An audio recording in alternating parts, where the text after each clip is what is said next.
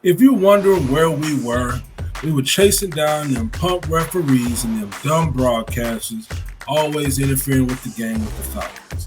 Even the broadcasters, yeah, sometimes they interfere because they talk bad about everything the Falcons do, even when we're doing good. And those referees, did you see that pump call they made where the guy just raised his hands in the air? And I think he had his hands in the air for a few seconds and they threw a flag and then the score came back. That's some old weak mess. They don't Well, be saying nothing about none of this and none of the discount double checks and none of the slamming the football on the ground and going into a seizure. But all of a sudden, he raises his hands and now the whole score got to come back. Southern So Easy Sports. We are back again. People were wondering where we went. Where did we go? Earl, Z Pearl, and Backbeats are back for Southern Soul Sports. And we're back right in time for the brand new season of the Atlanta Falcons coming into play, whereas we've got a brand new quarterback, we've got a brand new running back, we've got Jesse Bates on defense.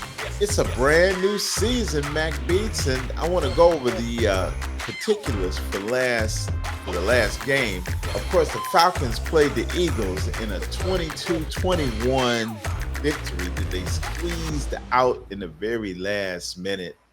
Kirk Cousins went 20 for 29 for 241 yards he threw for and 2 touchdowns. Jalen Hurts went 23 for 30 and 1 touchdown. And Saquon Barkley, the running back that was from the Giants from New York, he just came through and really looked good. It was like 9 yards per carry. He kind of averaged 22 carries for 95 yards. And our own B.J. Robinson had 14 carries and had 97 yards. So kudos to our Atlanta Falcons bringing home a win, MacB. If you're wondering where we were chasing down them pump referees and them dumb broadcasters always interfering with the game with the Falcons. Even the broadcasters, yeah, sometimes they interfere because they talk bad about everything the Falcons do, even when we're doing good. And those referees, did you see that pump call they made where the guy just raised his hands in the air? And I think he had his hands in the air for a few seconds and they threw a flag and then the score came back. That's some old weak mess. They don't be saying nothing about none of this and none of the discount double checks and none of the slamming the football on the ground and going into a seizure. But all of a sudden, he raised his hands and now the whole score got to come back. They didn't put it on the end of the play, or the next play, like they do in other calls and how they used to do it. They went ahead and took the whole thing back. And really, when I listen to the broadcasters talk about it, they just sound stupid as usual. Like, it sounds like they are so detached from what's going on the field and how it really is and how it really feels to the audience when they're really watching this. And I'm pretty sure somebody who's not on the opposing team looked at it and was like, that's weird. But that's a part of what we do. Atlanta is a city of, we started as an underdog and now we're doing it big. And a lot of people don't like that. I get you, Mac Beats, and I feel you on that. I'm really excited about the win because the mainstream media was out talking about how we were going to get trampled on by Philadelphia. Right. And it was nice, a pleasant surprise that we came out there and we did not give up to the very end, and we pulled out a victory, however, by 1 point. But that victory feels good. Oops. Right. We surprised everybody. We shocked the world. And not to my surprise, when you go to the mainstream media, i.e. NFL Network, when you go to ABC, CBS, NBC, ESPN, you notice that they just pretty much downplay the fact that we played excellent defense and they play up the aspect that Philadelphia was not on their game. And I can't stand to hear that narrative over and over again. It's just like our team doesn't qualify for doing well. It's always at the behest of the opponent. And it seems like as soon as something happens, it seems like, they actually did something.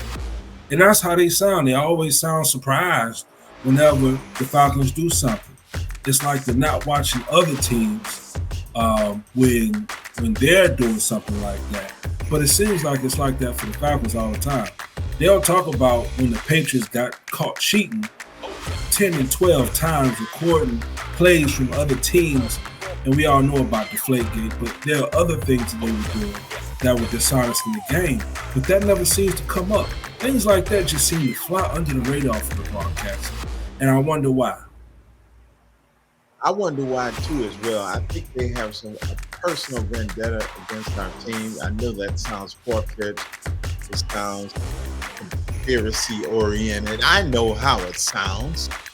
But all you have to do is pull the tape. Start looking at Joe Buck, Troy Aikman, and the references they employ all the time going against the Atlanta Falcons at the Mercedes-Benz Stadium. I got a question. And go look at it. I got a question. Can we just have Cam Newton and Mike Vick call the games on? Like Southern Soul style. Like, can we have Cam Newton do that instead? Him and Michael Vick and somebody just get in there and call the games, because Cam has earned it as a media personality, garnering attention on his own. He has his own platform, and he's deserving of a position like that, of being able to call the game, especially being just that he came out of it some years back. And he has been doing this for 30 years already, and far removed from the game and far removed from what's going on. So that's my question. When is Cam Newton going to get to call the game? They need to just go ahead and pay that man his money and have him call the games. In a perfect world, that would be perfect. But we have to move on, Mac Beats. We play Kansas City on Sunday night, this forthcoming. Sunday night football will be with the Kansas City Chiefs coming into the Mercedes-Benz Stadium. And I can't wait. I can't wait to see what they do with Kelsey, because this is what they do. They sit up and look at Kelsey, and they're looking at his tape right now, and they have been for months. And I think it's going to be a really dope game. And really, with a new offense, the advantage of a new offense is that they don't have as much tape on a new offense as they do in old offense. Nobody thought about that. Everybody's scared. Oh, they got a new offense. They not coordinated. Well, there's no tape on a new offense, is there? Nope. So now you don't know what they're going to do. They might come out of a bag and come out with another victory. You never know. Another dub. I hope so. But I'm going to put you on the spot. Who do you have in the game? I know you are a Falcon at heart. But who do you think's going to win, Mac B? I think the Falcons going to win.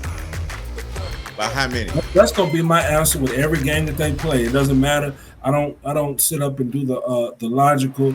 I don't log into AWS like they do on the games and look at the percentages. That's just my answer. Just keep it real easy. As long as I ain't gambling, I'm all right. Right. We're looking forward to it, man. And I think the Falcons by 2. It's going to be real tight. Falcons by 2. All right. I don't know. That guy with the mustache, I think he has a Bluetooth or something in his mustache that's helping him win. I don't know. That mustache, I don't trust him. Southern Soul Sports with EZP and Mac Beats. Mac, take us home. You know what to do. Tackle that like button, hype that subscribe button, and drop a comment and share it to your friends. If you think I'm wrong about something, let me know in the comments. If you think I'm wrong, you better let me know. We out. Peace. Love.